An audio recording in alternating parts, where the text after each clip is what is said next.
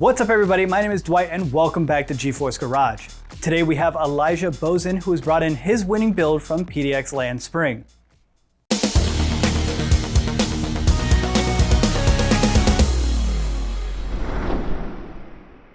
Well, hey there Elijah, welcome to GeForce Garage. Hello, thank you very much for having me. So what did you bring us today? I brought you guys the fried circuit. Okay, so I've never personally thought about putting a PC inside of a toaster oven, so how did you land on this concept? Well, initially it wasn't my first thought either. I at one point saw a dishwasher at a yard sale, couldn't get it, but I thought it'd be like really cool as a PC case. But I started thinking about it, what else would work well because, you know, it has to fit computer parts. And so I thought toaster oven, they have the proper dimensions and it just seemed right. Well, I assume that you probably didn't just throw computer parts in here and call it a day. I wanted that to be true. I really did. But unfortunately, no, there were a lot of challenges with actually getting the motherboard into there and all the parts with it. There's a lot of things within like a regular case that make it convenient to work on that this is missing. So had to cut a lot, paste a lot. It was complicated. Something I didn't actually think about until just now was that I don't know where your power supply is. I know that you're not using an ATX power supply because there would be no room for it. So are you using like one of those like server blade ones? That was an initial idea I had, was trying to repurpose a server one because they fit the dimensions, but I ended up landing on a Corsair SFX one. It fits within a separate layer compartment at the top, and then I have to run the cables back into the main compartment. Gotcha. I'm also noticing that you have an I/O like breakout board back here. Yes. So unfortunately, the air fryer did not come with one. So I had to go steal one from an existing case. I got a spare part from a Corsair I/O. It fit roughly the right dimensions, had the ports I needed. So I cut it, put it back together, plugged it back in, and it fit perfect. It's a great idea to reuse a existing computer part. Yeah, exactly. There's different elements from the original that came through. So electronics tray from the original control board, I use that now as part of the mount for the PSU. Touch capacitor, springs, little original pass-through cable cord here. The grill for the original air fryer is now what the motherboard sits on. Reusing and repurposing is kind of the vision here.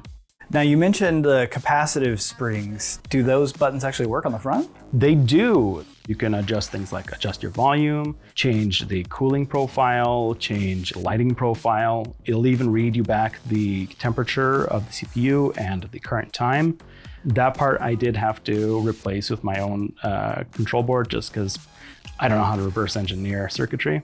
And the knob, I assume, probably works then too. It does. So like it lets you navigate through the different menus. You can select an option, scroll through, and it also clicks in. So that's how you actually select things. It is very nice and tactile.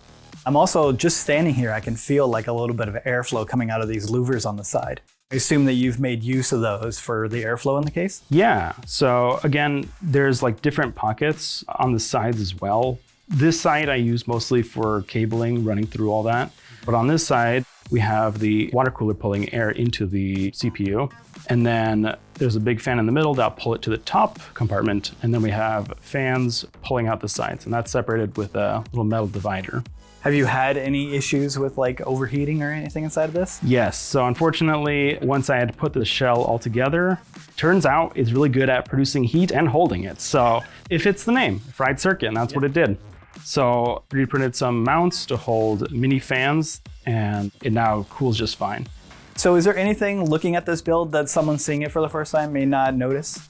If you take a look or open up the case, you'll see that there is an actual like heating element of sorts, but it's just a silicone light strip just to mimic that same style. Could not use the original heating elements, would have been a bad idea. We have little extra LED strips running on the side compartments to give that little extra glow. So if you had the lights off, you could see it just like quietly humming away, just to kind of mimic that same style of an actual air fryer. Okay, well, I think you did a great job putting a PC inside of a toaster oven, but what's the actual specs of the PC? So sitting on that rack, we got the AORUS Elite motherboard, 64 gigabytes of DDR4 RGB RAM. CPU is a AMD Ryzen 5950X. Storage is two M.2 drives, total of 4 terabytes together. Cooled by water cooler mounted on the side, plus 6 case fans. It's all powered by a 1000 watt Corsair SFX PSU. And then of course the GPU, which is a GeForce RTX 5080. Technically, if you want to include it, there's a separate microcontroller, the Arduino Leonardo. So what games are you actually going to be playing on it? Yeah, I'm playing some Grounded, some Baldur's Gate with friends, playing some modded Minecraft.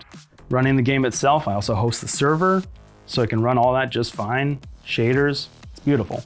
I think it's fully capable of doing that. Oh yeah, that and more. Thank you very much, Elijah, for coming in. I know your next PC probably won't be another toaster oven, but I am excited to see what it is. If you guys like this video and want to see more, hit that subscribe button down below, and I'll see you for the next one.